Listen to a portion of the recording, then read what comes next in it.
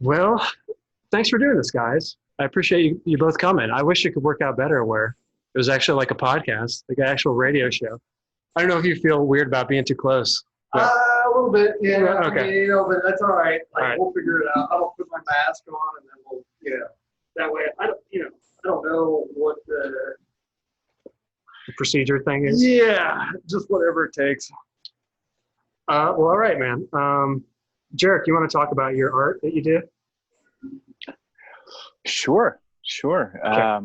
So yeah, Osirian Floor Design is the name of the project that we've worked with for the last 8 years, and it's kind of been on and off. We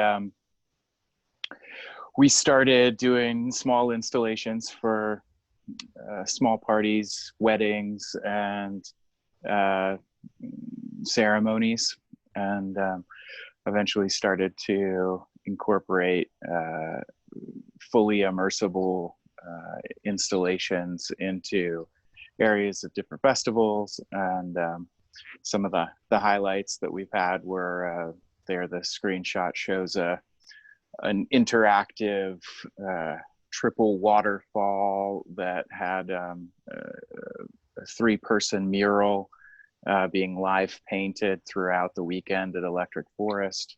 How'd you come up with the And name? Osirian Floor Design. Yeah. Well, so my aunt and uncle are practicing shaman, and we when I was young, we were doing some journey work, and one of the journeys that I did incorporated Osiris, and so I wanted to both honor that journey as well as incorporate kind of the mythology of Osiris. So Osiris was the bringer of peace. He was the lord of nature in Egypt. He was thought of as the god of fertility and would bring the seasonal rains to the Nile. And his story goes that he was murdered by his brother Seth, or Set, as sometimes it is referred to, and his body was torn apart and spread out throughout the land. And Isis, his partner, found all the body parts, put him back together, and reincarnated it, or brought him back to life, essentially. Wow. And so that whole idea of rebirth, fertility, of nature, seemed to be kind of an overarching metaphor for what I wanted to incorporate through my art. And what we do essentially is we repurpose materials, building materials, and then are able to work with natural materials as well. So that image there is actually a collaboration that I worked with Maurice Legendaire, who's out of Asheville, North Carolina, for the Connection Festival. So I enjoy collaborating with other artists, as well as putting together pieces just with our team solely. But essentially, yeah, we're just trying to honor the natural world in our own way, and bring those elements into a viewable and immersible space that people can take time out of their busy schedule, or if they're at a festival, oftentimes things can get chaotic. So we try to create a peaceful environment for people to rejuvenate in. So you also do these things called the nest, but that's kind of a separate thing from the stage designs. Yeah, and the nest really is the brainchild of another artist that I've worked with named Nature Dreamweaver, Nate Hogan. He received that vision for that altar space, essentially, which is what the nest is, another immersible altar space where people can come and practice ceremony or just connect with nature itself. And he and I have worked with each other on a number of different occasions, and he has blessed me in the way that he taught me how to do it, and then allowed me to also create those forms elsewhere on other lands. Wow. Are you using materials that you find on the land, or are you bringing stuff with you? Yeah, generally we work with permacultural principles. So we're trying to work with as localized materials as possible, as well as keeping our footprint, our carbon footprint down in general. So we try to, again, repurpose materials. So we'll go to job sites where they have construction elements that are being thrown away. We'll salvage those elements. We'll bring them back and we'll reconstruct them into different structures. And then we'll go out into nature around whatever site we're working on, and we'll gather stones, of course, different organic materials like flowers and different branches, grasses, things of that nature. And I work with bamboo a lot, which is one of my favorite materials. It's incredibly versatile. You can use it to build actual structures, or you can cut it up into different pieces. I worked with an artist named James True, who was taking bamboo and making dragons out of them. So that was a lot of fun to collaborate with him. Wow. So yeah, there's, perhaps you've heard of Bamboo DNA. Jeroch is also one of the artists who works with bamboo in an incredible way. Wow. So it's a lot of fun to see what can be created with a single material like that. Right. You have a question? You're on with the key.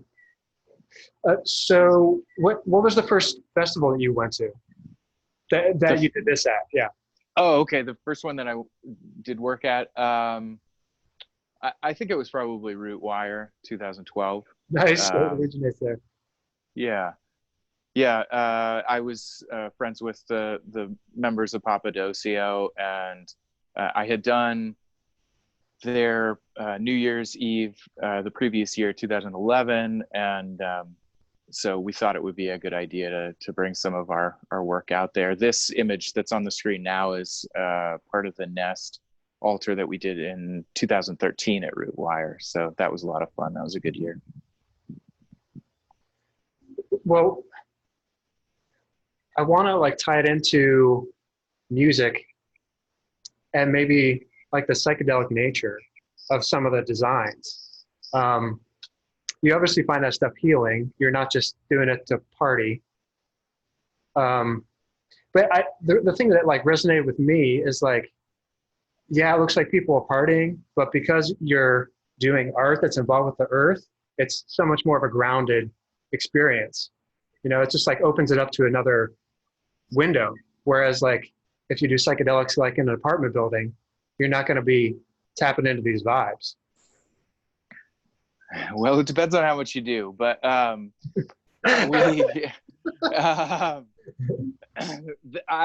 share an anecdote from the last Electric Forest that I did. So, as just kind of a side note, I've stepped out of the festival community to some degree over the last couple of years, mostly to be closer with my family, but also, again, just to localize my work as much as possible. I was traveling quite a bit, going across the country, doing this work, and there was a lot of expenditure of resources, and I wanted to, given the current situation with the climate, I wanted to kind of walk my talk, and so I wanted to bring those installations back to our land here, and also work on what I've been working on the last couple of years pretty extensively, which is a massive edible forest garden where we have species from around the world, where we're working on regenerative systems and just sustaining ourselves as much as possible from our own work.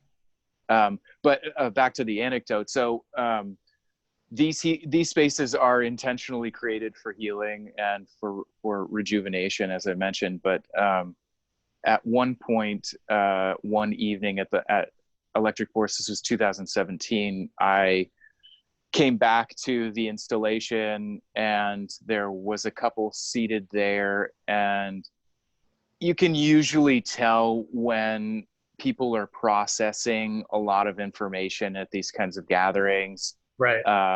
You can see they're kind of in an emotional space, and it's really good to be gentle with people when they're in that space. So I went up, I kind of introduced myself, hoping to help create even more of a welcoming atmosphere. And the younger gentleman that was there told me that directly before the festival, his father had died. Wow. And he had made a choice. He said he thought he of course could just stay at home and grieve and work through that process in his own way, or he could come to a festival and celebrate life and think about those moments with his father that were important, and really embrace the transition that he was going through. And he said that he had come back every day, multiple times, to our installation to find peace, to feel that feeling of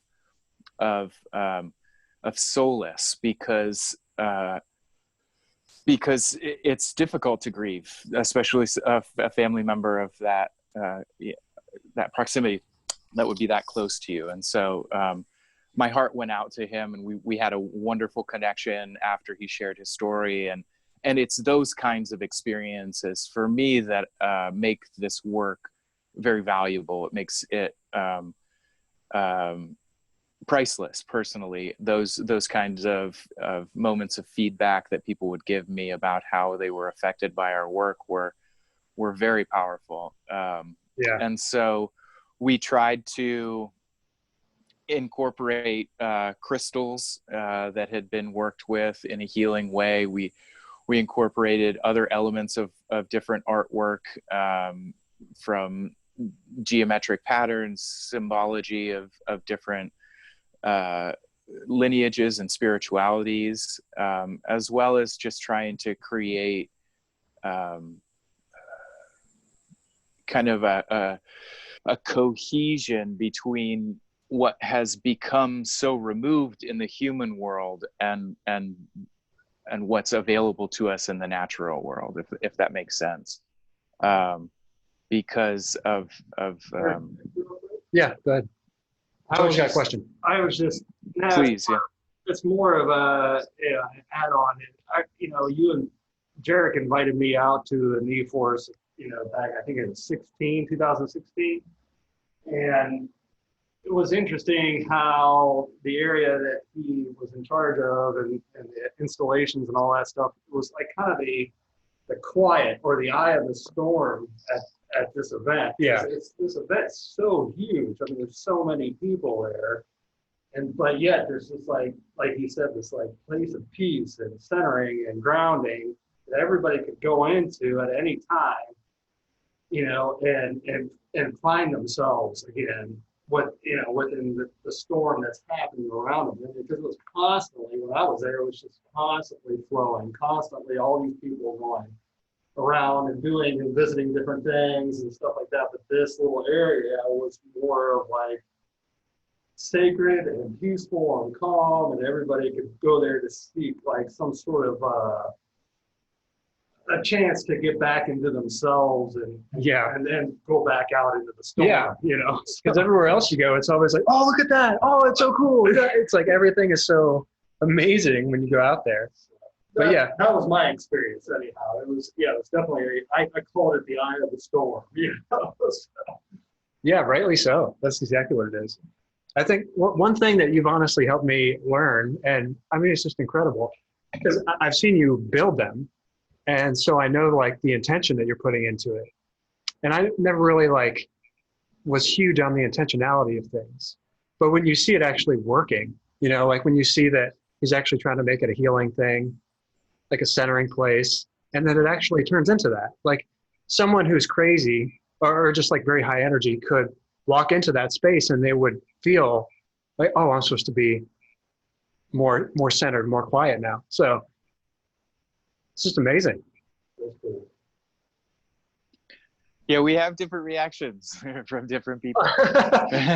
Sometimes people decide that they want to be part of the art, and so they'll crawl into the installation, which is a fascinating occurrence because you know, as you have previously mentioned, at some of these festivals, people are under the influence of a wide variety of substances, but sometimes they get distracted by the storm, as Joel put it, the lights and the music. And at that particular festival, there are 50,000 people, so it's a small city, and so it's difficult to remain grounded sometimes. So yeah, the reason that we create these spaces is for people to come back to center, to be able to just have a deep breath of fresh air before going out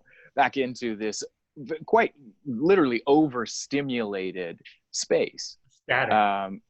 Yeah, and I think that it there's a word for after festival time, which is called decompression, and it often takes people days to recover because of this overstimulation. And I think that it can be a powerful tool, but I question it honestly sometimes. I don't know necessarily that the human body needs so much stimulation to attain a level of ecstatic nature, if that makes sense. We can do a number of different things, from qigong to tai chi to running to dancing to swimming. All of these things, if done in a focused manner, can create an ecstatic space without any substances at all. So when people are untrained or have not been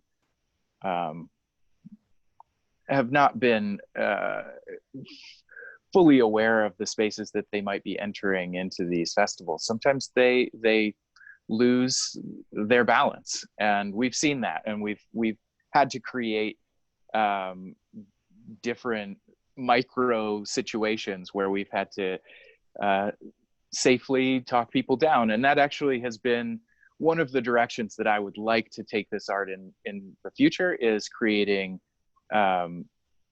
Zen spaces specifically for helping people who have perhaps taken too many or too much of a certain substance, to be able to safely ground and recover without, for instance, without the police or some other force coming in, because sometimes that can be very harmful and traumatic in the long term for people. I agree. Can you talk about your relationship to Anthony? Not Anthony Ward, I think. Sure. Yeah, Anthony Ward. Just what he believes about flowers, and I mean, because that's just like a huge part of the healing vibe. I feel like is kind of what he's holding down. Absolutely. I could speak for a long time on the brilliance of Anthony's practice of floral art. I met Anthony in 2004 at Sound Tribe Sector 9 New Year's Eve show, and it was a very, very strange occurrence, because a friend of mine here from Ohio had told me about him, and that he had met Anthony at the Omega Institute, which is the nation's largest healing institute, and holistic healing institute, I should say. And it just enamored me about this magical man who worked with flowers. And upon going to Sound Tribe's New Year's show there at the Tabernacle in Atlanta, which is an amazing church that has been converted into a venue, I saw what was probably a 10-foot floral arrangement that was situated behind Zach Velmer, the drummer. And throughout the 3 nights, what struck me was that it seemed as though the flowers were dancing to the music. And I know it was really just the movement and rhythm of Zach's ecstatic drumming while he is on the small platform that he was on, but it seemed as though they had personified. They had become a living entity, and it was through the craft of Anthony. And so I remember just going home after the second night, and I was just completely amazed by the entire situation. It was in those days, Sound Tribe was one of my favorite bands, and the music that they were producing at the time was out of this world. Really, it was quite miraculous to me, anyway. And so I went on a hike the next day, and I gathered some natural materials, and I had been making dream catchers at the time. And so I made this dream catcher for Anthony, hoping that I might see him that night. And I did, and I gave it to him, and he invited me to come and throw rose petals on the audience at New Year's Eve at midnight that night, which was an amazing invitation.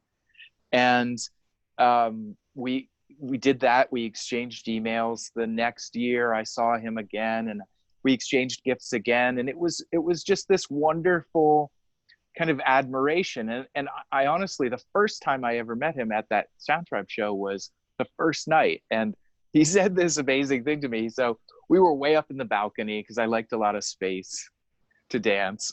And he came right in front of me, in front of the theater aisle, and he was so gracious, which is something that perhaps you might not find at a rock and roll show. And he said, "Excuse me," which was another thing that perhaps you would never hear anybody actually say, usually in 2004. And he said, "Pardon my open heart chakra as it passes past yours." Oh, wow. Now, at the time, 2004, this was 16 years ago, not many people were speaking in that kind of language. And they weren't doing it in open, at least in my experience. At that time, spirituality was still pretty underground.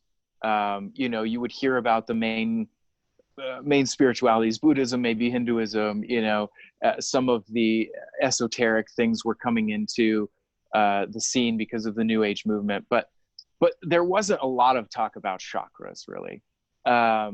And so just for him to kind of like, it was our introduction, and I was quite taken because he was recognizing light in me as well as showing me that he was being pure and authentic. And so maybe a year and a half passed after the next year, 2005's same kind of occurrence where we got to meet at Sound Tribe.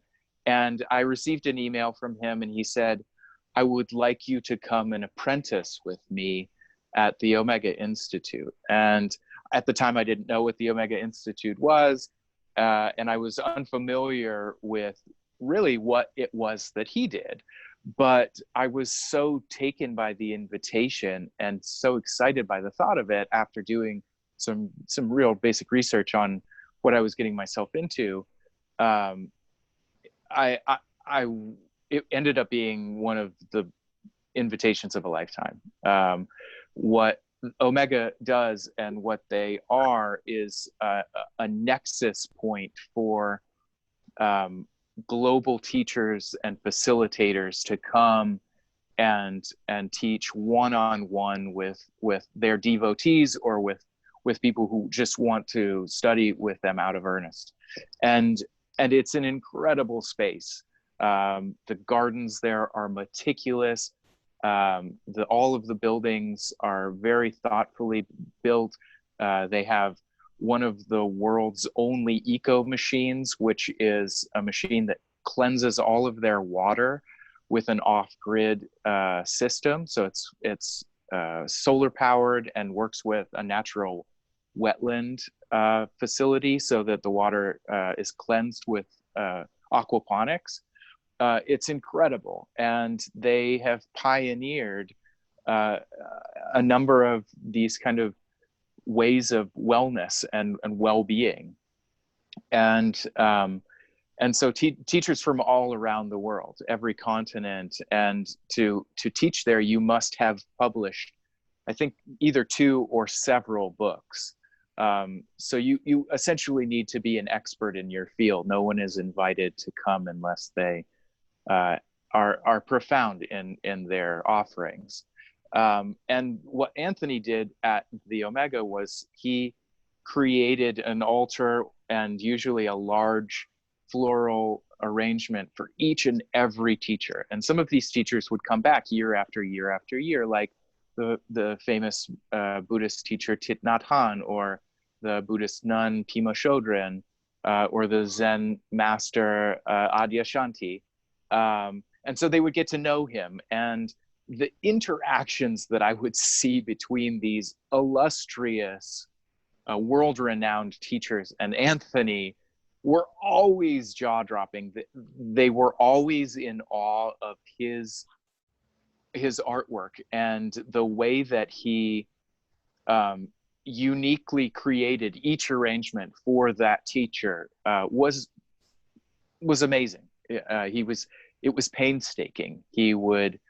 So I mentioned the gardens there were illustrious, just incredibly immaculate, and they had a full landscaping team. And so he would go around and he would collect from the gardens, quite often exclusively, and then he would create these arrangements. And he just introduced me to another element of nature, which is this completely compassionate, unconditional gifting of itself, where a flower becomes this teacher because it's here only temporarily, right? It because of its temporary nature, it must be enjoyed in this moment. And so it brings you into the moment. When you hold a single flower, it's very difficult to concentrate on anything else. If you've been given a rose, the smell of it, the aroma, the geometric nature of flowers often is quite striking. And so we're able to kind of surrender to the moment through that. What was the thing that he always said? It kind of it takes away our armor, right? It allows us to be vulnerable. Often. And just like the flower is vulnerable in itself. And so Anthony and I have collaborated with each other quite a bit over the years. That was 2007 when I was his apprentice, and it's been beautiful because I've now been able to bring him in to elements of my artwork, as well as him sharing his artwork with me. So back to Electric Forest, I was able to bring him in there, and now he does flowers for a lot of the spaces that I used to do flowers there for. So it's been a wonderful kind of passing of the baton in that instance. Right. Well, I'm speechless now. I mean, it is incredible. I mean, his art, just his whole vibe. I mean, he seems like someone who has not only like awakened, but he's like almost enlightened, or if not fully enlightened. And I don't really know if we can label people like that, but just the way he carries himself, he seems like a 100% Buddhist monk who loves all life. It's crazy. He is a deeply profound and wise individual, and I have learned a great deal about life from him, not just, of course, flowers, but yes, he would, of course, humbly refuse the title of enlightenment, but as any true master would. But yes, I have only seen this. I have seen not just spiritual teachers, but people like Maya Angelou, Jane Fonda, give these introductions and introduce his work, and you can tell these are people who are true masters, and they have done work all over the world. Jane Fonda is one of my favorite activists. She's been on the front lines for years. And you can look on YouTube, the introduction that she gives him at Omega is stunning. And so to be recognized like that continually can be difficult sometimes for people's egos. It can create something that perhaps is unnecessary or unneeded, but Anthony continually gives the credit to the flowers and remains selfless, because he says that he would be, perhaps I would say that he would say he is their messenger and has a message to help us remember of the beauty and the profound wisdom of nature, and how over the millions and billions of years of evolution that plants have been on this planet, they have been able to evolve to every ecosystem essentially on the planet, and in such variety, and they are oftentimes medicine as well for us in one of their truest forms, in one of medicine's truest forms. So flowers can be beautiful, but they can also be medicine. Oftentimes they're used in teas and perhaps tinctures and things like that. So yeah, absolutely. Yeah. Well, thank you so much for doing this. Are you on somewhat of a time frame? I have a few more minutes, so yeah, I'd love to hear from Joel. Yeah, Joel, do you want to say anything, or do you want me to ask you some questions? Yeah, I got questions. I'm not sure what to say. I mean, he's pretty much said anything about Anthony. I do know that, being a musician, a performing musician at a festival, and I had Anthony, join us on stage and do his work. Excuse me.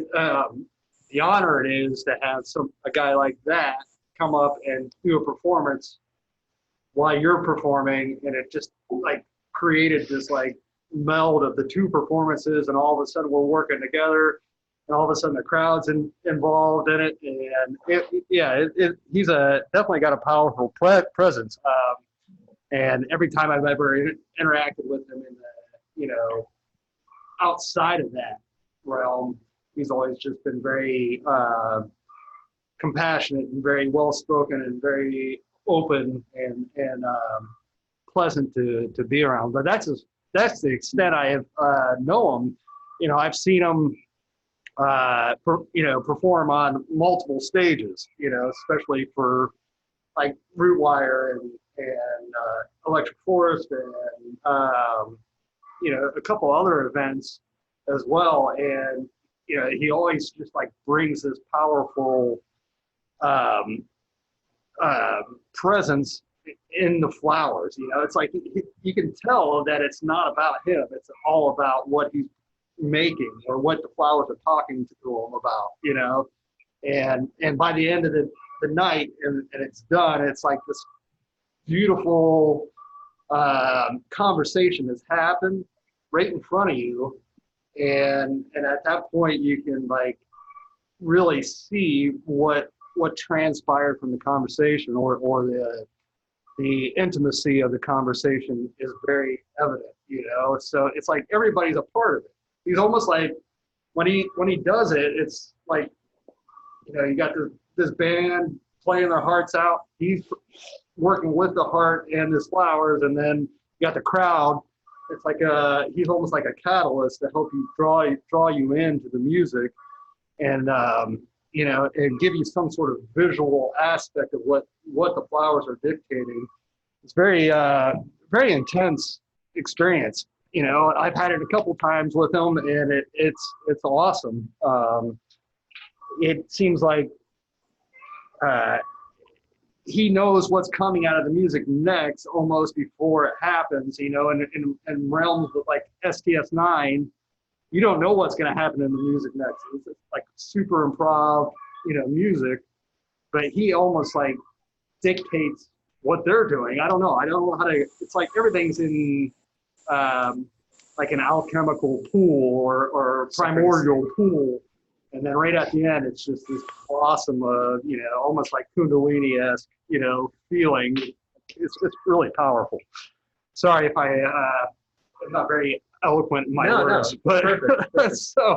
But anyhow, I really I've had very positive experiences, with him and Jeroch, and in this whole extreme of using, permaculture ideas and bringing in.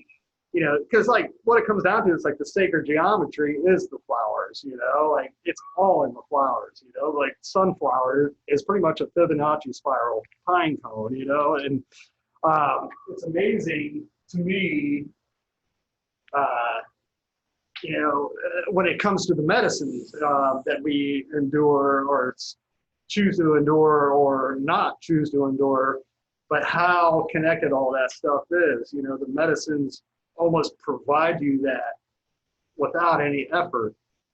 And that's what I was going to ask you about. Yeah. Next. Can we keep going? Okay. It's like you don't have the effort anymore. So now you have a chance to explore.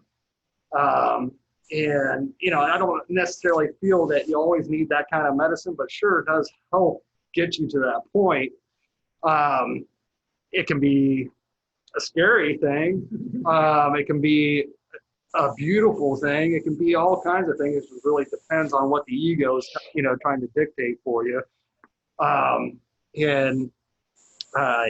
you were saying back in, what the E-Force thing is, this guy was having a hard time. He was processing, he was grieving, and, he was given a chance to explore this realm, and be grounded by this realm or this visual aspect, and a chance to heal, because we almost forget how connected we are to the plant life, to the flowers, to, because all this stuff is what we use to sustain ourselves, in so many different ways. And all of a sudden we're in that realm, we're talking to it, and we're venturing into it. And whether or not the medicine has the idea to throw you into the abyss or give you a good time, or no matter what, when you come out of it, just like, with Anthony's final product at the end of the show, it's like that climactic experience where it's like super profound. And no matter how much it took to get to that point, it was 100% worth it, whether it was bad or good. You got to that point, you survived it, and so I don't know, it's just in so many aspects when it comes to Jeroch's art or anybody else's art, that's the idea. It's like the paint of this beautiful picture that take you through like kind of a theatrical aspect of your life, and then giving you an end result.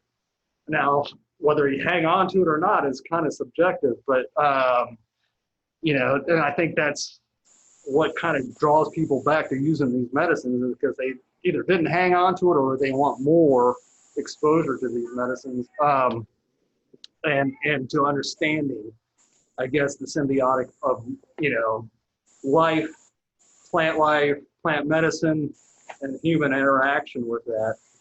I hope that makes sense. I just hope no, dude, that's awesome. No, it's a podcast. You're supposed to ramble. Okay. But what I was going to focus on and ask you guys about again, it's beautiful that if you take one of these plant medicines, it seems like you're able to communicate with plants like on a deeper level. Sure. And I guess even to relate it back to the title of this podcast, it's 0 Point Podcast, because I feel like when I have meditated and finally just let go of my mind, just finally let it go, and I'm really sitting in my heart, there's life there. So it's like focus on completely neutralizing everything, but there's still this living life there. And I guess what plant medicines do is get you there a little bit sooner. Yeah. And the reason it could be hard is because you might be hanging on to something that's keeping you from. You're hanging on to your ego is what it's Yeah. coming down to, from in my experience anyhow. Like anytime that I've endured these kind of medicines, it's been a scary event to a certain point. And it might calm down and be cool, and then it might be scary again because we're exploring ourselves. And there's a lot of dark, and there's so many layers to the onion. You know, you may think you've got it, and then all of a sudden it's like, you know, the medicine or the plant has decided something else. It's like, no, maybe not. Here's this, or here's that. You know, but then, you know, reverting back to what Jeroch does, and then art in itself, the thing that kind of separates us from, I guess, the animal kingdom, you know, is that we create art, you know, or music, you know, and then all of a sudden it's like, well, maybe not, you know, you can go into these medicines and realize that they're actually playing a part in it too. So there's just so many little facets, you know, and to anybody that has used these kind of medicines and think they figured everything out, got it all together, I guarantee there's a humbling experience for them, you know? Like, I swear, I mean, as many times as I've explored these medicines, you know, I think, well, you know, I feel like I'm in a great space right now. I should do this and then do it. And the next thing you know, I'm fetal in the corner and crying for my mom, you know? So, like, yeah, we're not, I don't know. I find it awesome, you know, when you go to a festival or you go to an event and you think that you can take this stuff and it'll be cool, it's just going to be a party, you know, and then the medicine has a different plan for you. But having these types of, you know, visualizations and these types of ideas and these types of arts in front of you, it gives you a chance to ground yourself, to understand more of what you're going through. It gives you a chance to integrate the experience. You know, not just, you know, I mean, the music, obviously, you can go to a music with no lights and listen to a band and it's kick butt, and you can be on these kind of medicines and then, and have a, you know, an amazing, profound time. It doesn't have to have the lights, it doesn't have to all that, have anything, but what's the point of going? You can sit at home and listen on a CD and get the same experience. But when you're in a live aspect, to see all these little different things, you know, that people put their heart into, you know, I know Jeroch puts his heart into everything he's ever done, you know, and we all do, you know. I've had experience in installation art, you know, and it was crazy. Like 2012, root wire, carved a totem pole for it and all this stuff, you know. I didn't expect anything out of it other than the fact that I needed to get this thing done for this event.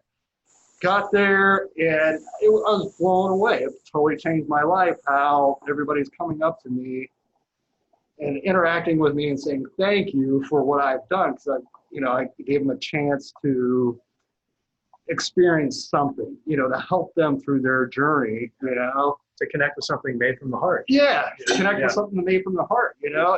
And I'll never forget that kind of thing, you know. So it's a give and take thing. You know, we take the medicine, but we also give back to the collective, you know, through our experience, you know. And I think it's really a part of our evolutionary process.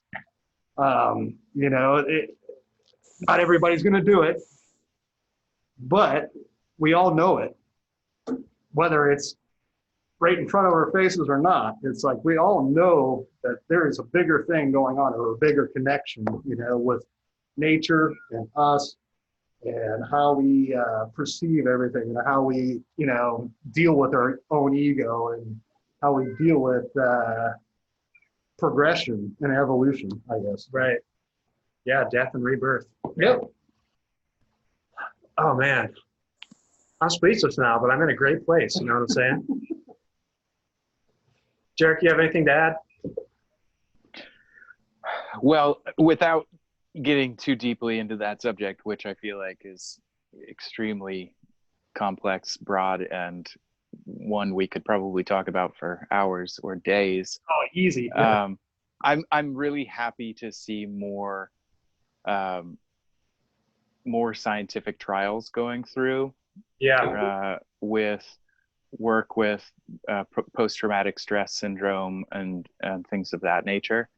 I feel as though it really could be an excellent tool that could be used to help bring people back to a place where they are not so traumatized by whatever situation it was that they had to endure, and helping us all, because we're so interlinked, right? There's a lot of undiagnosed mental disease in our country and probably around the world, and unfortunately, most of the time people are given pharmaceuticals for that kind of thing, and those are very difficult to process for the body. It's very hard on the liver, for the kidneys, and things to the adrenals. So a naturally occurring medicine that could help people to acclimate to the fast-paced world, I feel like is very necessary. And unfortunately, these, of course, different medicines that we're kind of loosely talking about here have been demonized a lot. But in places like the Amazon, you'll find several hundred-year-old lineages of shaman and medicine men and women who have been working with different plant medicines, and they're able to do a lot of the same things that Western medicine and science are able to do. And what we're seeing more and more is that Western science is now proving what things like Ayurveda, the Indian science of life, have known and have been proponents of for millennia. Chinese medicine, the same thing, where for a long time here in the West, we touted that as being superstition or folklore or something, but now we're able to scientifically prove it through tests and results that these are extremely applicable medicines for people. All of that being said, one of my major concerns with the festival community is that many people are potentially using these substances without guidance. And Rich, you wanted me to talk a little bit about the birth of the movement and the 60s. One thing that was very important, especially with there were two schools of thought. There was the Western psychedelic school of thought and the Eastern psychedelic school of thought. The Western school of thought was mostly the pranksters and Ken Kesey's folks, the Grateful Dead and Jefferson Airplane, things like that, where they had these massive festivals, the be-ins, the acid tests, and people off the street would come in and take these things and would potentially have no idea what was happening. And then you had the Eastern school of thought, which was mostly Timothy Leary and the Harvard ex-scientists who had been doing their research there, Richard Alpert, who said that you should have a controlled environment. You should have a guide. You should have someone there at least who knows what you are doing what they're doing, and is able to help you through what Joel was talking about, which are some of these more difficult psychological situations that might occur.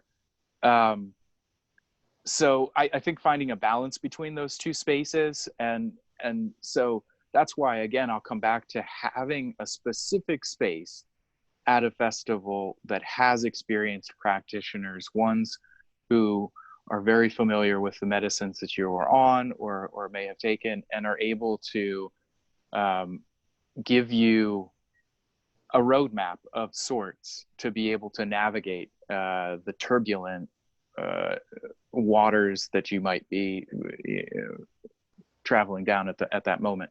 So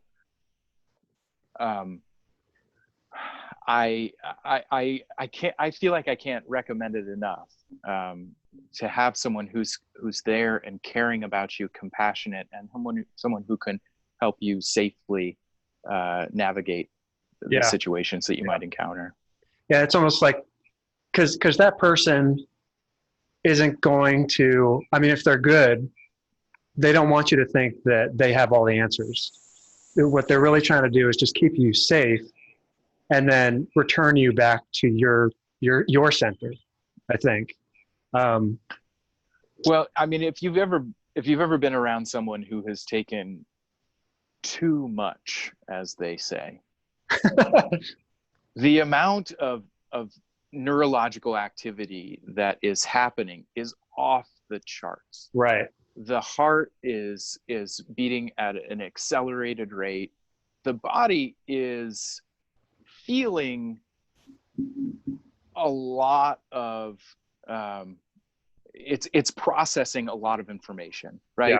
And so when you're processing that much information, sometimes the outside world doesn't necessarily even exist, and you have that's the full psychedelic experience, when you've lost touch with reality as it is, and you're only dealing with what's going on internally.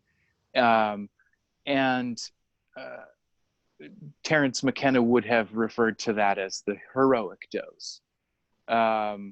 So this is something that you plan for. You don't, at least I would not recommend doing the heroic dose at the festival unless you have a tremendous amount of experience to be able to navigate the unknowns of those situations. And even that's why even then it's scary. You know, it can still be scary. It can still be somewhat overwhelming. And that's why it's good to have techniques that you would use outside of those situations. That's why it's so important, in my opinion, to develop understandings of your own inner energetics before undergoing a deep ceremonial process like that. That way, at least when you do encounter an unknown, you're able to have the clarity to be able to, navigate it safely. And so, again, that's why the Eastern school of thought would have said, have a controlled environment, be in your apartment, lie down on the couch, don't move at all, and just allow yourself to be enveloped by the medicine and see what happens. If you ever read the electric Kool-Aid acid test, or any of the anecdotes about Ken Kesey and his crew, that was the exact opposite of their trip. They got on a bus, they ingested those psychedelics, and they tossed the dice and just saw what came up for them. And that's how they created those early festival environments were exactly that. The acid tests were literally a big barrel with thousands of hits in the barrel, and people, again, would just come off the streets and just drink some of the Kool-Aid. And they had created situations with lights, with music, with different environments, with costumes, with lots of art installations. and they wanted to overwhelm you. They wanted to be able to push you out of that comfort zone so that you saw something you had never ever seen before. And for them, that was the juice. That was the moment of enlightenment, when you could no longer identify anything as something that was tangible. There you were released from the ego, as Joel was saying. And so there, you unequivocally left everything that you had in the past behind and stepped into a new present moment. And those who have had that moment probably know exactly what I'm talking about. Perhaps if you have not, this makes no sense to you, but I think that I've had that moment several times, but at the same time, my ego keeps coming back, and all of a sudden I'm back to square one, it seems. At times. I don't know, maybe I'm different than most people, but it seems like, when I think I got it figured out, I am humbled again, It's just a great way to explore your psyche, and if we can even define what that is. But I guess that's why each experience could be unique to who, Right, exactly. We all have our own unique. Sure. I guess psyches. every time I feel like I know something, I find out different, and that's okay. I guess that's a part of life. I'm always learning. Oh, absolutely. That's when you know you're doing it right. Right. Yeah. Yeah. I feel like, okay, cool, I can take it, but there's other times, where I wish I was like, not in that position. Yeah. But grateful, several hours later, that I was in that position, because now I'm no longer there. Yeah. And I've learned how to process or work through it.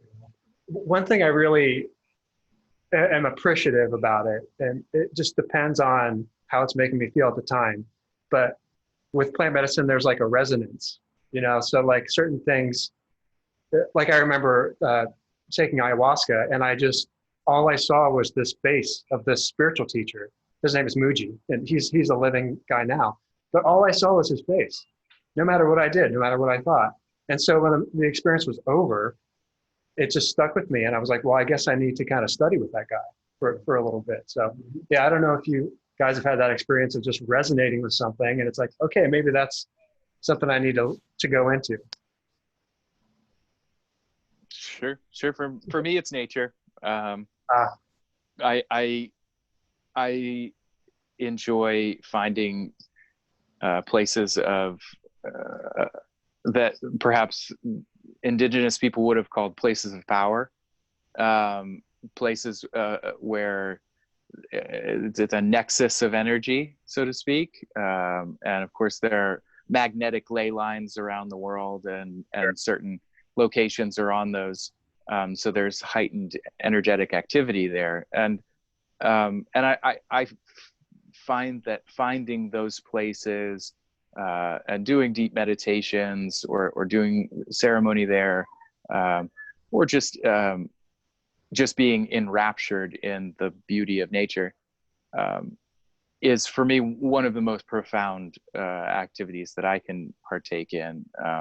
Again, it also helps me to step out of my own sense of self, and helps me to be humbled, because I remember how small I am in comparison to the world or the universe. And so, scaling a mountain, or sitting at the base of a waterfall, or finding some immaculate beach and just watching the waves recreate the sand endlessly. Those moments for me are extremely profound. And real quick, I mean, I don't want to interrupt your train of thought, but when it comes to this, okay, you're talking about nature and all that stuff. Do you find that certain types of medicines vibe in certain types of environments, or do you have a go-to thing? If I wanted to interact with nature, I choose, or somebody might choose a natural medicine like mushroom or what have you. But then I've heard people talk about, well, if I'm in more of a party atmosphere, I might touch with LSD or, MDMA or something like that. Mm-hmm. Mm-hmm. Well, yeah, I mean, of course, I think that probably the most profound thing is to be able to find your psychedelic in nature itself, right? So, perhaps in Hawaii or Costa Rica or even here in Ohio, there are places where you can find psychedelic mushrooms growing on the ground. Right. And then you eat them and you're in the environment that they were created in. And for me, because of the profound nature of these substances and the fact that I consider them to be teachers of sorts that share information, I find it to be pertinent to have them in the locale that they were potentially grown in. The life force, if it's growing fresh, is the highest, as opposed to being dried, perhaps. And so for me, I don't necessarily personally have any preference, but and honestly, more and more, I've been finding that the lessons that I've learned in the past are still applicable in the present moment. So I don't feel like it's so necessary so much anymore, as much as when I was in my youth. But yeah, personally, unless I am very familiar with the substance itself, I probably won't take it in a public space, because each chemical compound has its own personality, and I think it's good to orient yourself and get to know that particular personality before you go out and dance the night away with them. 100% agree on that one. Yeah, and it's safer that way. I mean, again, it's really, this is about safety utmost for me. I mean, physical safety, but mental safety as well, and I've seen situations where people, again, have taken too much and they've scared those who care about them around them. And that can be traumatic in itself. You don't want to traumatize someone thinking that you've undergone something that's far worse, perhaps, than what's actually going on, and have them be terrified at an unknown of your health, if that makes sense. And so, it's good to have those safe spaces, have those safe people, and be able to do that always, while you're focusing on having a good time too, but just being safe. Here's one. I years ago, back in, I want to say it was either 90 or 91, I saw the Grateful Dead play at Buckeye Lake here in Ohio. And, I had all kinds of grand plans for this show. And, I had plans on partaking in medicine because, to me, at the time, being an 18-year-old kid, I was thinking, this is the perfect environment for me to go and indulge in some sort of, psychedelic medicine and party and feel the vibe for all these people. And then I got there and I felt like I was just not in my comfort zone at all. I didn't feel welcome. I didn't feel comfortable. The music was awesome. I think Sting and the Violent Femmes opened up for them. And, but it was like, that was cool. And I was excited to see the Dead, but I didn't indulge because I was definitely not in my comfort zone. There was nothing there that made me feel safe, which I found interesting late in retrospect. It's like, okay, I'm at a Grateful Dead show where I should feel safe be able to explore these areas. And so many were, but yeah, I did not feel safe, and I had a lot of fear, being there almost. And I almost, it might have been my ego or my issues at the time, that I felt like I was looked at as an outsider because I was so young, and this was such an old group of people. So yeah, I mean, I think, like you said, it's like recognizing your safe space, your comfortability, and all that stuff. Being 18, I was surprised that I even took that into consideration. I'm not patting myself on the back, but at the same time, I'm glad I didn't, because I could have been in a situation where, like you said, police could be involved, or I get hauled off to the hospital, or I may not come out of it on the other side in a positive manner. So yeah, I think following your intuition, be prepared to do it if you feel like you can, but at the same time, it doesn't mean you have to, just because everybody else is, or your mind is telling you that this is possibly the best scenario for it. It's really, all the way up to the moment where it goes into your mouth is you've got to be really meditated on,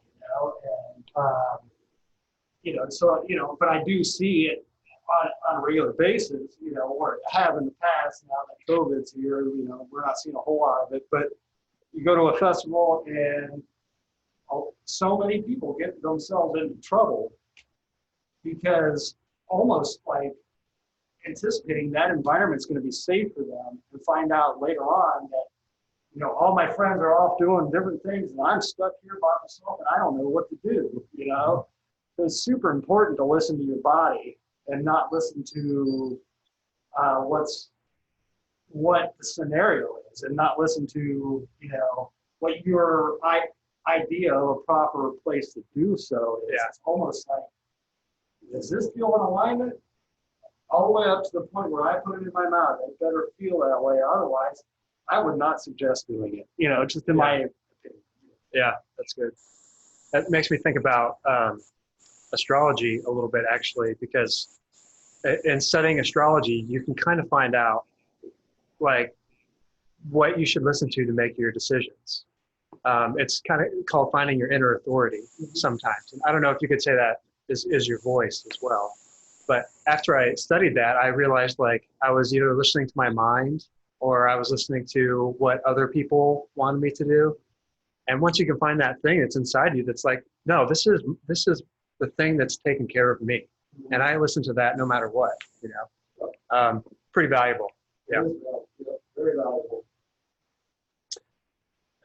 How you guys feeling? Okay, thanks. Pretty good? Yeah. Want to wrap it up, or you want to explore more? Yeah, how are you guys feeling? I'm up for any more conversation, but if it's a dead conversation, I'm totally cool with it.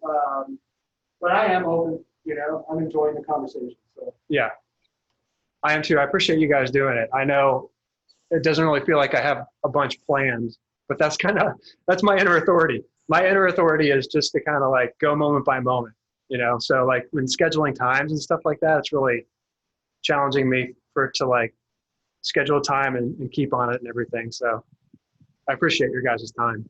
I don't know if it felt like I was trying to drag you along or something, Jeroch, because oh no, sometimes it feels like, I don't know, it's iffy until I know.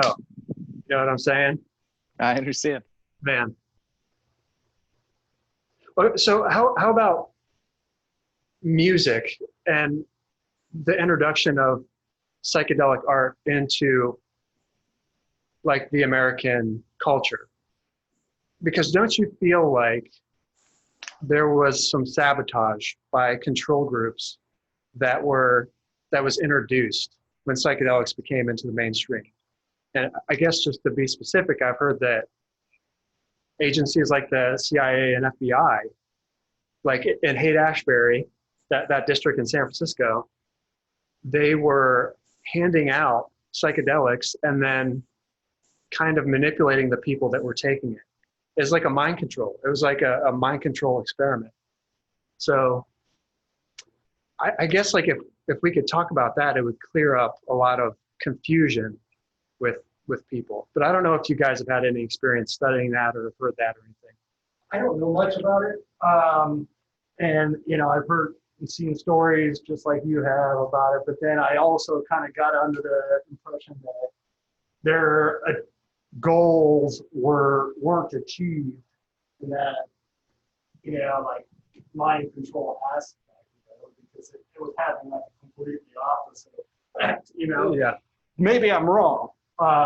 You know, sure, it's easy to, you know, from a personal point of view, it's like having a goal to work with this medicine and try to figure out if I can achieve a goal, you know, about myself, you know, because it's a very selfish thing.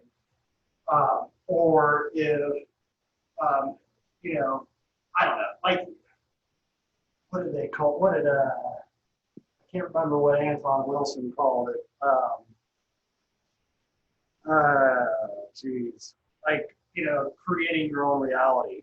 So reality tunnel. Yeah, reality tunnel. There you go. You know, it's you know, working on your own reality tunnel in this situation. Sure, I think, you know, from a personal introspective, it could be possible, but from an outside influence, you know, like it seems to me, I don't know. I had an experience with LSU years ago, and at this point in time in my life, I was really into a lot of speed metal and death metal and all this stuff. I mean, I know it sounds weird, but that's just that, you know, that's what I grew up on. I was a rocker, you know. Yeah. So, but I remember taking LSD and listening to Slayer, listening to King Diamond, you know, and thinking, okay, maybe this is a mistake, right? So, you know, I get in there and I'm like, oh my God, my speakers are talking to me. I'm like having a conversation with the devil, you know, knowing that from my personality, my reality, the devil doesn't exist. I mean, it exists inside of us. And so I was like, I gotta quit listening to this, you know, because it's gonna do something to my mind. You know, it's going to make me, you know, go crazy. I mean, I think that's a legitimate thing. I mean, sure, yeah. Whether you believe in the devil or not, I think there are some energies that people can be transmitting that's taking, you know. Yeah. So, you know, when I was in this, I was like, okay, I got to stop listening to this. And I threw on the Grateful Dead. And I was listening to the Grateful Dead, and I was like, oh, this is worse. It's worse. And this, you know, devil music I was listening to, you know, like it was too much, you know. And then finally, like, I settled on Pink Floyd, you know. Like Pink Floyd was the cool one, you know. Even as dark as they go, I was cool with Pink Floyd. I think it was, but this was like the later years, Learning to Fly. I was listening to Learning to Fly. And I'm like, oh, this feels good, you know. Everything's cool, but at the same time, you know, when you talk about the CIA, like IA putting in things into your mind and mind control, even I knew at that point devil music wasn't going to work, you know. Yeah. And then even the Grateful Dead wasn't going to work at this point. Dude, it's super interesting that you said that, because I've read that who is the guitar player for Grateful Dead? Oh, Jerry Garcia. That he was owned essentially by the FBI. I've heard that too. So it's just interesting to hear, and like, how are we going to really know? But I think it's fascinating that when people are creating, they're like channeling in a sense, whether it's like really coming from their heart. And I guess when you got to Pink Floyd, it was like, it resonated with you and it felt good. So you're like, man, these people this is good. This is feel good stuff that I can get into. Right. Yeah, that's what it was, you know. Yeah. I don't know why it went that well. You know, and I guess when I was younger and I was experimenting with these medicines and music and stuff like that, I was like, I'm going to test myself. I want to see how far I can go with this kind of energy, you know.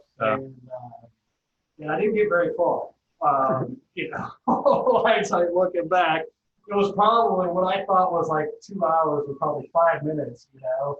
or even like 30 seconds for that matter, you know, and then going to finally settle in on something that I can breathe to, or I can work with, and I'll find myself within it, you know, rather than, you know, trying to defeat the devil, or you know, or even trying to navigate some of the most psychedelic music out there as Grateful Dead, you know, that was supposed to be perfect for this. It didn't work out that way. You know? Yeah. I don't know if I've ever told you guys this story, but I haven't even told Anthony Thogmartin. So for those who's listening, he's a lead singer in this band called Papadosio. And I went to a few shows, and I got recruited by the Army at Papadosio. I don't know how else to say it, but they were just dressed like normal kids, you know, and I'm kind of someone who stands off to the side and kind of is in my own space. And I've had multiple times where someone has come up and been like, yeah, so what do you do? And like, why are you here? You ever think about joining the Army? Like really? Multiple times, yeah. Oh, wow. So that's what I'm saying. Like, I think that the power groups, the control groups, see these festivals and stuff as like a place to get, you know, recruits and stuff like that. They're open-minded and yeah, they're vulnerable. They're vulnerable to being tricked. So that's all I'm saying is I think, like, thank God we found a group like at Blue Wire where you can really know, you know, like these people are good. But maybe that's just in part of learning trust and, you know, learning what to trust and how to make decisions, stuff like that. I agree. I don't know. Have you ever had an experience like that, Jeroch? Which experience specifically are you just like? Felt like someone was at a festival or at a party to recruit somebody. Oh, sure. I mean, that's the way of the world these days. And yeah, these larger festivals have some darkness. There's some dark corners, and there's some bad things going on. And I think it's good that we all recognize that. I mean, you know, let's just take the recent allegations against Bass Nectar into account. He was recruiting people for his army. Unfortunately, the things that he was doing behind the scenes, both in his private life and in his business life, were completely unsavory. And it's fascinating because for me personally, when I saw him for the first time in 2008, I was completely blown away by what he was doing with his music. His production style was, at the time, extremely unique. And he was doing things sonically that very, very few people had ever done before. And in terms of combining the elements of being a producer and being a DJ at the same time, again, just very few people were doing that. And I had heard of him, you know, for a number of years. I had some of his music, and yeah, seeing him was just jaw-dropping. But then 5-6 years went by, and that feeling was gone. I didn't feel it at all anymore. I felt another driving force in his music. And then by 2015, I couldn't even stand to be at the show. And I was working a lot of these festivals, so you know, I had the privilege of being able to kind of just step in and be like, oh, what's this? How's this, you know, feel? What's the vibe at this show? And then I could leave. So it was honestly, it was really no surprise to me to hear some of these allegations. And it's sad that this is so common in the festival community, to be honest. And but it's so hidden. It's to some extent, I think that those of us who were in the scene were aware that things like this were happening, and you don't know what to do. You know, you don't, especially if you don't have the concrete evidence. Of course, it's extremely risky to slander someone. So you gotta have to wait for it to be done officially. But but I want to address that because it's something that the festival community has so much to offer. But again, there are people who are there that are being malicious, that are taking advantage of people's open-mindedness. And I for one, it's part of the reason that I stepped out of the community. Again, there were multiple reasons, but that darkness was visible to me, and I was able to see it quite clearly, and I wanted to remove myself personally so that I could take any of that energy in my own life that may have been present and remove it, or any of that thinking. That might go ahead. That might be one of the valuable lessons. I mean, because we know, because we've taken these, the hard stuff is something that you're learning, like the difficult stuff is something that you're learning. And I was just trying to think, what lesson is that? And it's like we all know that if we take a plant medicine, we're going to come up to our shadow. But if you do it around other people, you have to learn that they have a shadow as well. Right. And like they could be listening to their shadow more than they're listening to their heart, So that's what makes life real tricky, just relationships and all that stuff.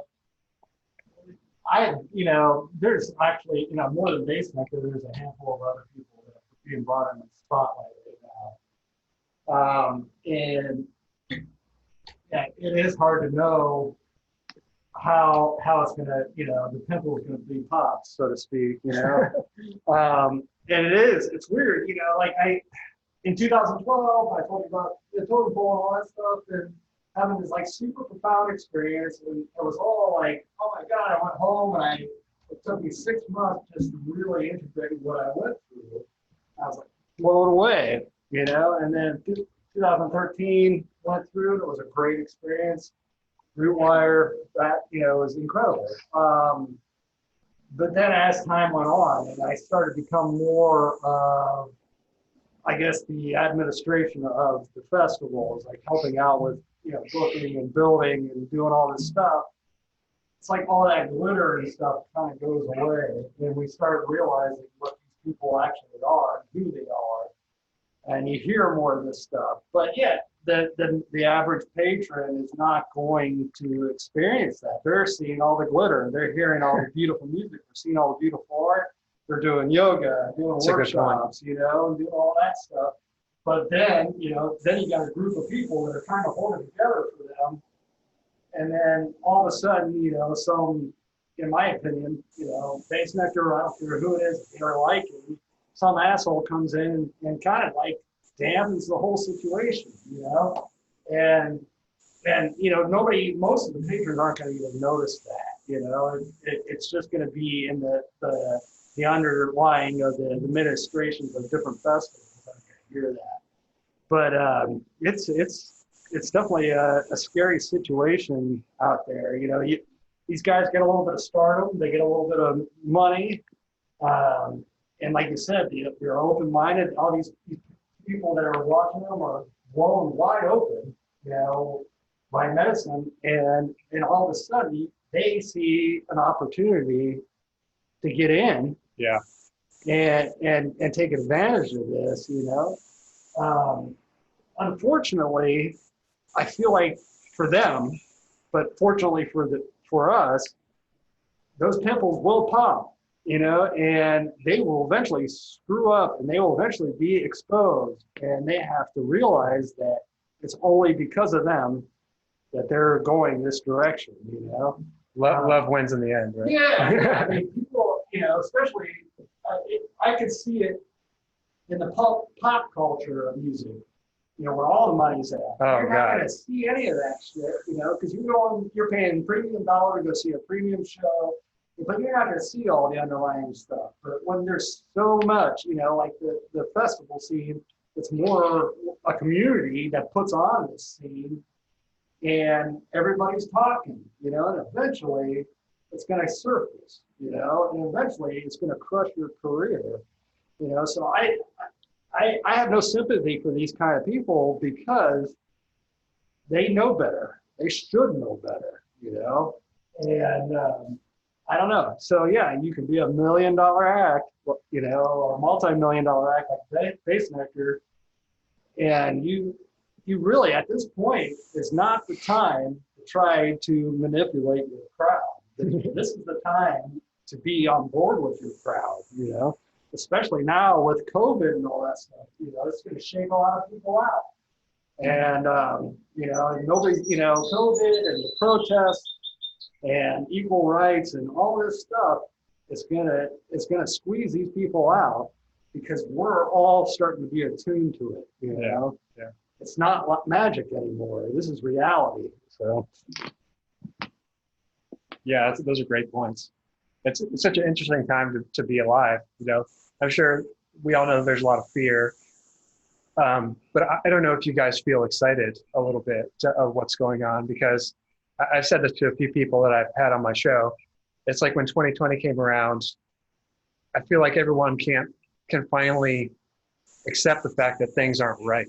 I feel like maybe half the population was just fine with the way things are going, and they thought that life was fair and everyone's getting a fair shot, and it's all divine. And I guess in the end it is, but man, are the shadows really being shown brought to the surface? I'm kind of grateful for it. Oh yeah. And then at the end of this, if there is an end in sight, maybe we can rebuild a stronger community base, and a stronger, healthy base for people to use medicines and to explore these psychedelic realms and not feel like a potential victim, Right. You got anything, Jeroch? Oh, well, I mean, continually, I'm reminded of the climate situation that we face as a globe, and so I feel like a lot of the smaller problems that we have are overshadowed by this looming cataclysmic disaster that we face in the coming decades. And something I've been preparing for myself has been, again, I mentioned it earlier, was creating an edible food forest. And I feel like this is kind of one of those things where it's an all-encompassing spiritual path. Gardening is a way to have compassion for other beings continually, because once you take the time to plant a tree and you watch the tree growing, maturing, and then start to fruit for you, and you see, Uh-oh. I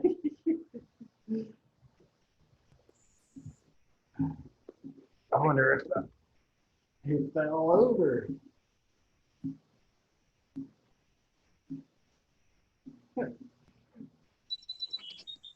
We'll just edit. Will you edit this before you? Yeah, since I recorded, we can edit.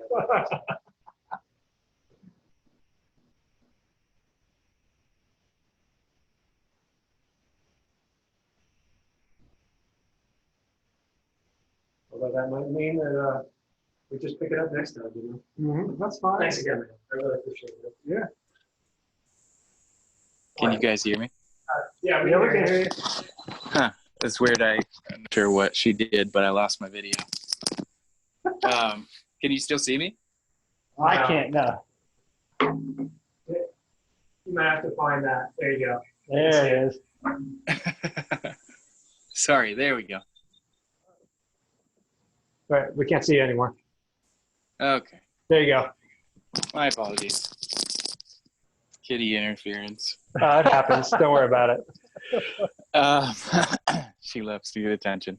Yeah. Was that Anyway, what I was saying was, it's all encompassing. You have this relationship with another living being, right?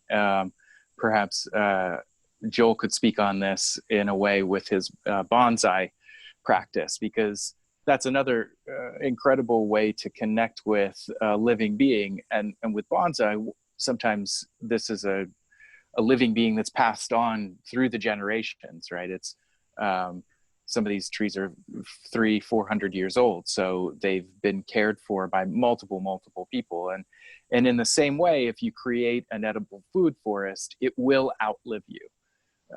If you plant an oak tree, it will be here for generations to come.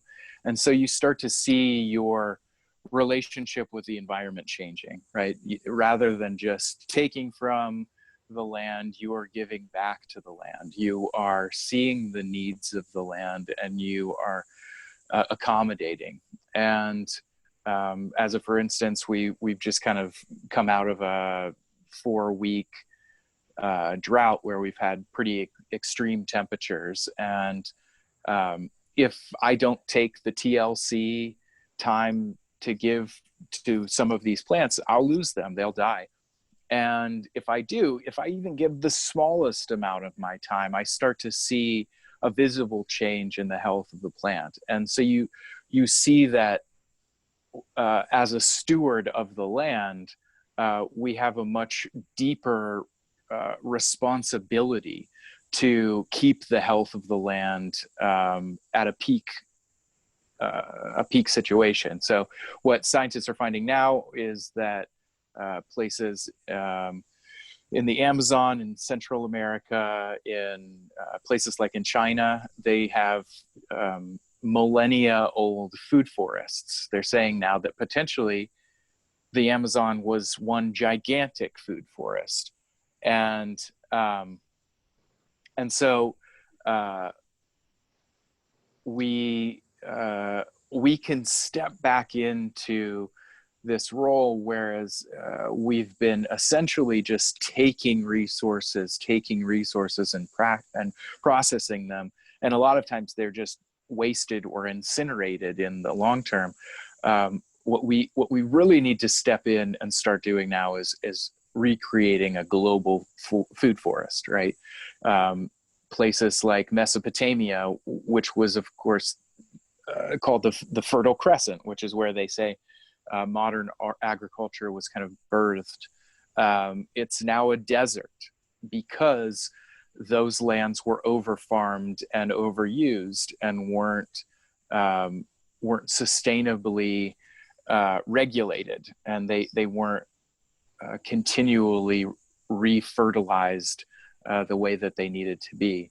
And a lot of the former trees that would have grown there, specifically things like the Lebanese cedar, were cut down because they were highly prized and very good wood to work with. But those trees took hundreds of years to grow because it was an arid region there.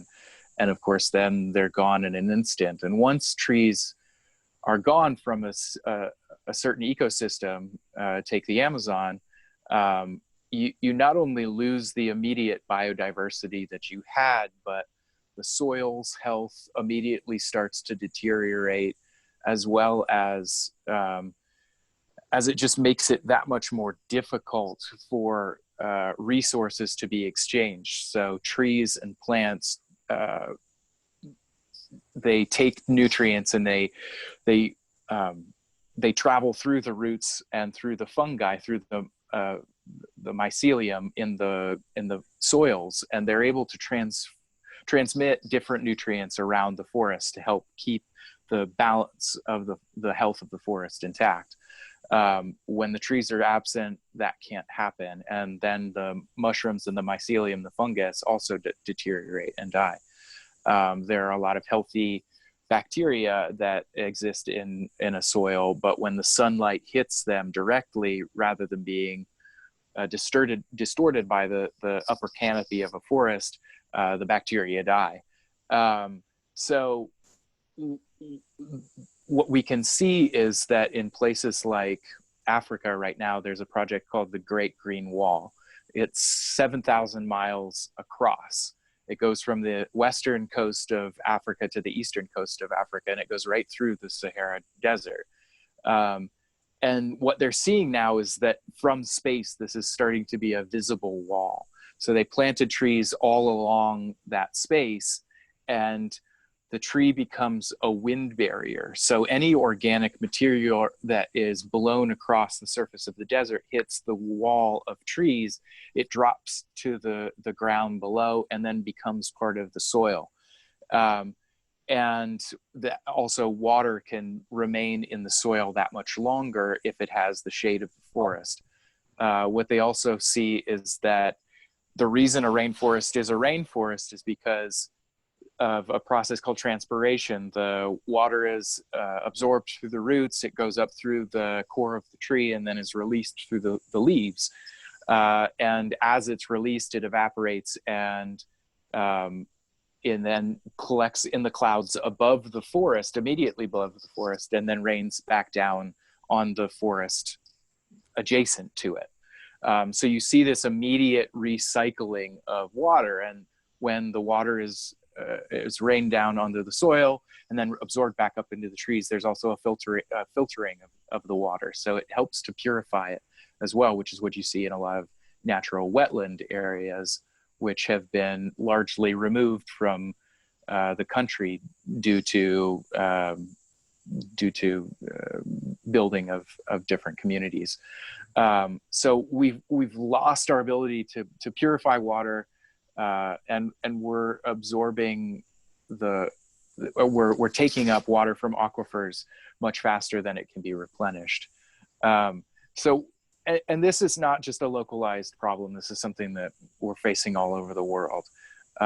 So for me, it's of utmost importance to be working on this edible food forest, not only for my own self-sufficiency, but also so that I can learn about the coming changes that we may be facing as temperatures rise, as we see more and more chaotic weather events, and as there is displacement of people, as some of these regions on the planet where people have been living will become too hot to inhabit regularly. They'll be just far too hot. It was 125 degrees in Baghdad the other day. And in Arizona, my friend took a picture from her car and it was 125 degrees. These are dangerous temperatures, and they're not just dangerous to humans, they're dangerous to plants and animals. So we're going to see a continuation of the extinction, the mass extinction that we're seeing. We're losing hundreds of species a day globally, and we're just going to continue to see that, unfortunately. So we need to stabilize environments as much as we can, even if it's micro environments. So as soon as I installed small ponds on my land, I started to see species of amphibian, of insect, of birds that would come and visit it within days, within weeks. And the same with parts of my food forest. So you're creating habitat for birds and mammals and insects, which are all decreasing in numbers across the globe. In some places in catastrophic percentages. There was an article recently about Puerto Rico losing a high percentage, I want to say 75% of its insect population over just a few years. Wow. Once you start to see that kind of loss, biodiverse loss, the domino effect is catastrophic. You lose those species, and the species that feed on them are then compromised, and so on. What we need is a mass mobilization and an incredible focus on nature. And we can start on that in our own backyard, right? And that's right. What I'm hoping to do is just set an example. Sure, yeah. And let people know that we need to be doing that. I know Joel and Carissa are also doing some really good things. Yeah, I mean, it's incredible. When we moved into this place, it was just a grass backyard, nothing much to it. And Carissa has spent a lot of time researching and studying and listening and doing all this stuff. And it's incredible the change that it took. We planted a bunch of garden, food we want to eat. And then, of course, I got my bonsai trees and all this stuff. But this is what's interesting is by doing that, most of these bonsai artists have to protect their trees with fungicide and with insecticide and whatnot. And then, that's what keeps them clean, it keeps them healthy and all this stuff. But in my backyard, with this garden that's produced this amazing ecosystem, we got bugs coming in, all kinds of good bugs, bad bugs, and all that stuff. But there's a balance, and I haven't had to use any kind of unnatural insecticide. I haven't had to use a fungicide. I haven't had to use anything because the balance in our backyard now is so good that my trees are now healthier than most of the other artists that I work with in bonsai. They're having trouble and I'm not, so it's just an interesting thing. It's like if you build this structure or this ecosystem and invite them in, it's awesome, you really don't have to do anything. It almost self-sustains it, and I don't know. I was just talking about this the other day with somebody. It's amazing. Now we got hummingbirds. We got, predatory wasps. We got all kinds of bees. We got all kinds of things going on. And it's almost like it's taking care of itself. So, I think it's very important to do what you're talking about, to figure out what's healthy for all these, plant life, and provide them with healthy, soil and nutrients and all that stuff, and then to see how every nutrients and stuff, and then it's. What was that? I don't know. I don't know either. That was. You still there? Sorry, my volume went out there for a sec. Oh, it's okay. It's all right. Well, I mean, yeah, what time is it? It's 5:15. Well, I'm thinking maybe we should wrap it up, but we should definitely do this again if you can still hear us, Jared. Yeah, sorry, you guys. I'm volume went out. Yeah, let's do it again for sure. Yeah. So thank you so much. I really appreciate your time. And you can't hear us that well. All right. Okay. Well, yeah, it must be time to call it quits for right now. But I'll get a hold of both of you guys, and we'll meet up again. All right. Sounds great. Thank you, guys. Thanks, Joel. Thanks, Thank Roger. you. Take care, bro. Thanks, It's a pleasure. See ya.